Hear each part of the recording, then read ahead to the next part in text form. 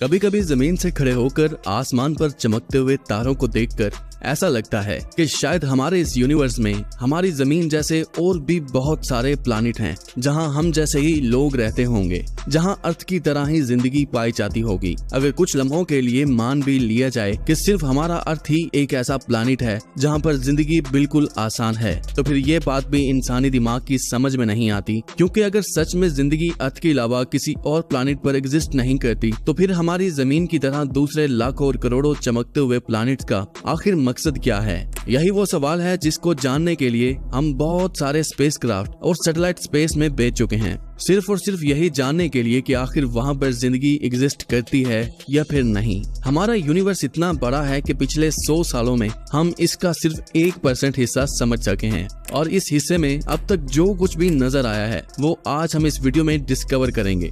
बाकी प्लैनेट्स पर जिंदगी पाई जाती है या फिर नहीं, ये क्लियर करने के लिए नासा ने सबसे पहले चांद पर जाने का फैसला किया था, क्योंकि चांद ही वो वाहिद सियारा था जो बाकी सियारों से अर्थ के बहुत ज्यादा करीब था। आज से करोड़ों साल पहले जब चांद हमारी जमीन से टकराया था, तब से ही ये हमारी जमीन के गिर्द गोल चक्कर काट रहा है। क्योंकि हमारी जमीन से चांद का फासला सिर्फ 3,84,000 किलोमीटर बनता है। इसीलिए पहली बार अमेरिका ने 21 दिसंबर 1968 में एक स्पेसक्राफ्ट स्पेस में भेजा था।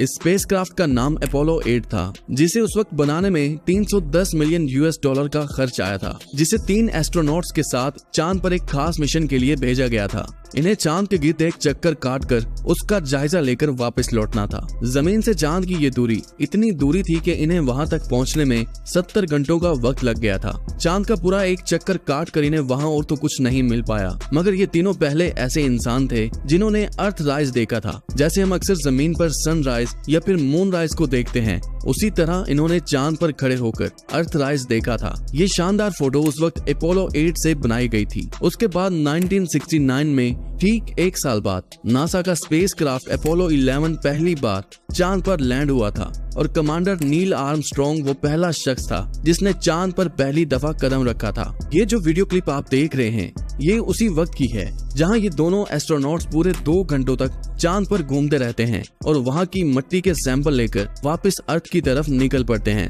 मून पर पहुंचकर हमें ये पता चला कि चांद पर ना ही हवा है और वहां जमीन के मुकाबले ग्रेविटी भी बहुत कम है। इस वजह से आज भी वहां एस्ट्रोनॉट्स के जूतों के निशान मौजूद हैं। इस मिशन में नासा को चांद पर एलियन तो नहीं दिखे, लेकिन चांद के गिर्द घूमने वाली सैटेलाइट जो हर वक्त हमें चांद की फोटो भेजती है, उसमें काफी कुछ देखा जा चुका है। एलियन रिसर्चर स्कॉट सी वेरिंग का मानना है कि नासा की तरफ से पब्लिश की जाने वाली चांद की फोटोज में ऐसे बहुत सारे पॉइंट देखे जा चुके हैं जहां पर अंडरग्राउंड एलियन मौजूद हो सकते हैं। रोजाना चांद पर बनने वाली फोटोज में एक ऐसी फोटो भी सामने आई जहां एक अजीबोगरीब किस्म की छोटी सी बिल्डिंग नजर आ रही थी। ये वो चीज थी जो चांद पर नजर आने वाली बाकी सभी चीजों से बिल्कुल अलग नजर आ रही थी।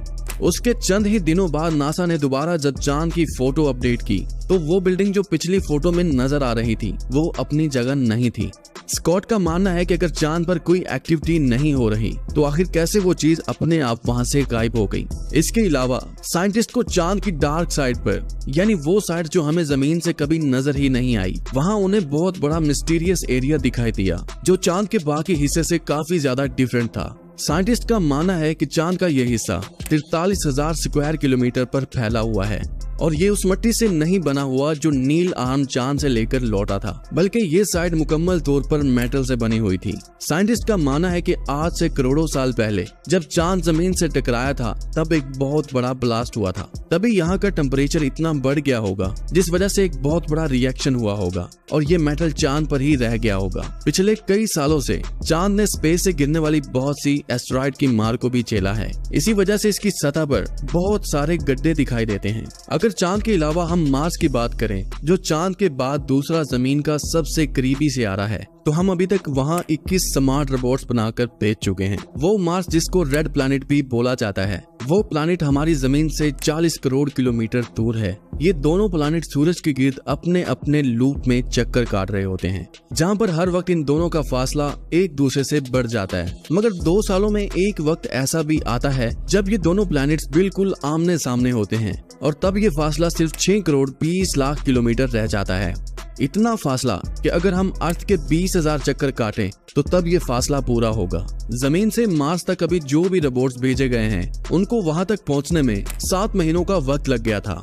मार्स पर 21 रोबोट भेजे गए थे, जिनमें 17 रोबोट्स मार्स पर लैंड करते वक्त ही क्रैश हो गए थे, मगर 4 रोबोट्स ऐसे थे जो अभी तक वहां अपने मिशन को पूरा कर रहे हैं। ये चारों रोबोट सैटेलाइट से कनेक्ट हैं, जिनको जमीन से ऑपरेट किया जाता है। इन चारों रोबोट्स ने हमें अब तक मार्स की जितनी भी फोटो भेजी हैं, उनमें बहुत सारी अजीब चीजें देखी जा चुकी हैं। एलियन रिसर्चर स्कॉट सीवेरिंग का कहना है कि मार्स से हमें ऐसी इंफॉर्मेशन मिल चुकी है जिसके बाद ये कहा जा सकता है कि मार्स पर भी जिंदगी पाई जाती है, क्योंकि मार्स पर रोबोट से ली हुई फोटो में इन्हें कुछ पिरामिड भी दिखाई दिए थे, बिल्कुल वैसे ही पिरामिड जैसे अर्थ के मिस्र में मौजूद गीजा के पिरामिड हैं, जिन्होंने अर्थ पर ही एक बहुत बड़ी मिस्ट्री खड़ी कर रखी है जिसे आज तक समझा नहीं जा सका। ऐसे ही हूबहू दिखने वाले पिरामिड मार्स पर भी देखे जा चुके हैं। मार्स की इन रोबोटिक फोटो में बहुत सारे पत्थर देखे जा सकते हैं, मगर इनमें जो पत्थर सबसे अलग दिखता है, जिसकी शक्ल बिल्कुल गीजा के इन्हीं 3 पिरामिड जैसी है, जिसे देखकर ऐसा लगता है कि किसी ने खास तौर पर ये छोटा सा पिरामिड अपने हाथों से बनाया होगा। स्कॉट का मानना है कि मार्स पर छोटे छोटे कद वाले एलियन मौजूद हो सकते हैं, जिनकी तादाद मार्स पर बहुत कम है, जिन्हें अभी रोबोटिक कैमरा देख नहीं पाया। क्रिस्टो रोवर वो रोबोट जिसको बनाने में नासा के $2.5 बिलियन खर्च हुए थे, उसने मार्स पर लैंडिंग के बाद धड़ाधड़ फोटो बनाकर हजारों फोटो अर्थ पर भेजी थी।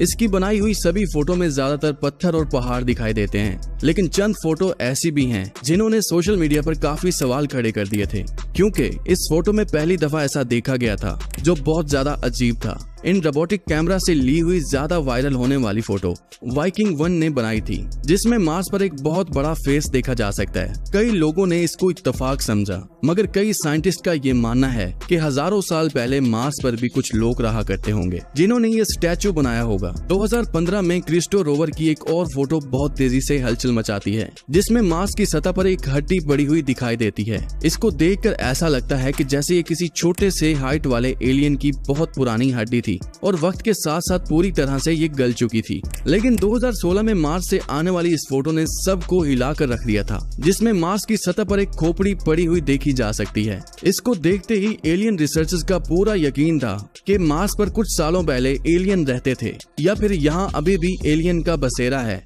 और यही बात नासा ने भी डिक्लेयर कर दी थी कि मार्स पर किसी दौर में जिंदगी मौजूद थी। अभी इसी फोटो पर रिसर्च हो रही थी कि मार्स पर क्रिस्टो रोवर की एक और फोटो ने नासा के सभी साइंटिस्ट को पूरी तरह से उलझा कर रख दिया था। इस फोटो में ऐसा पत्थर दिखाई दिया जिसकी शक्ल अर्थ पर मौजूद हूबहू मछलियों जैसी थी। चारों रोबोटिक कैमरा की मदद से ये तो पता चल गया था कि मार्स जमीन से भी पुराना है और यहाँ किसी दौर में लगभग अरबों साल पहले, जब हमारी जमीन पर जिंदगी मौजूद नहीं थी, यहाँ पर जिंदगी मौजूद हुआ करती थी और ये अर्थ की तरह ही हरा भरा हुआ करता था। यहाँ पर अभी भी हवा मौजूद है और यहाँ ग्रेविटी भी हमारी जमीन की तरह ही है और यहाँ समंदर भी हुआ करते थे, जिनके होने की निशानियां इन फोटो में देखी जा सकती हैं।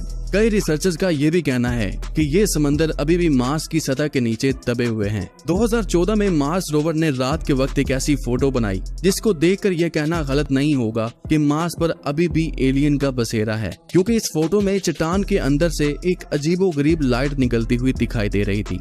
इस फोटो के पब्लिश होने के बाद एलियन रिसर्चर्स का कहना था कि ये मार्स पर एलियन एक्टिविटी का मुंह बोलता सबूत है। इन सभी फोटो से अब तक ये जाहिर हुआ था कि मार्स अब एक बंजर प्लैनेट है, पर इसकी असल हकीकत क्या है, इसको जानने में हमें और कई साल लग जाएंगे। 2018 में मार्स से भेजी जाने वाली इस फोटो में पत्थर से बना हुआ एक ऐसा फेस वाज़ेह तौर पर नजर आ रहा है। उसके बाद 2019 की एक फोटो में देखा जा चुका है कि एक पहाड़ पर एक फीमेल का स्टैचू मौजूद है।